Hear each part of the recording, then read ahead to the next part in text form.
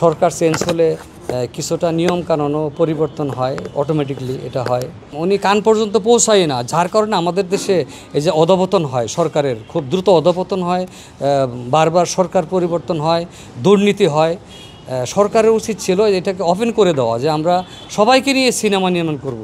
একটা সময় আসলে সরকার তো আসলে চেঞ্জ হবেই, সরকার চেঞ্জ হলে কিছুটা নিয়ম কানুনও পরিবর্তন হয়, অটোমেটিকলি এটা হয়। তো আমাদের যেমন পার্শ্ববর্তী দেশগুলো বা বিভিন্ন দেশের সেন্সর আমাদের মতো এত এত নজরদারি বা এত কড়া করি না।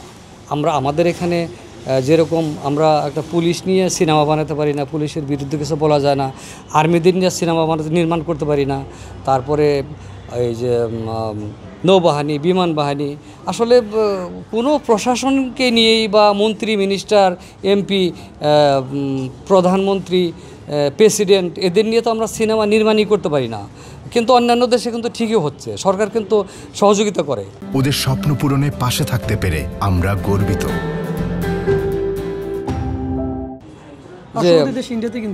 পার্শ্ববর্তী দেশ কিন্তু ইন্ডিয়াতেও হচ্ছে, অথচ আমাদের দেশে যদি আমরা একটা মন্ত্রীর কে নিয়ে যদি সিনেমা বানাই, তাকে খারাপ কিছু দেখাতে পারি না।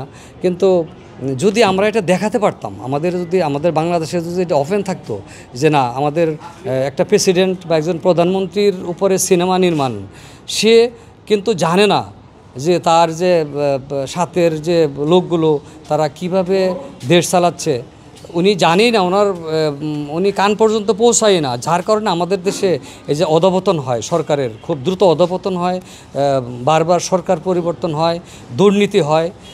সরকারের উচিত ছিল এটাকে ওপেন করে দেওয়া, যে আমরা সবাইকে নিয়ে সিনেমা নির্মাণ করব। তাহলে দেশে দুর্নীতি কমতো, চলচ্চিত্রের মাধ্যমে দর্শকরা জানতে পারতো যে দুর্নীতি কিভাবে মুক্ত হবে। আর আমাদের প্রশাসনও জানতে পারতো, প্রশাসনও কিন্তু এটার প্রতি একটুই থাকতো যে না, সিনেমা তো সব বলে দিচ্ছে, আমরা দুর্নীতি করব না। তাহলেই আমাদের সিনেমাটাও উন্নতি হতো, সাধারণ দর্শকরাও ভালো ভালো সিনেমা উপভোগ করতে পারতো।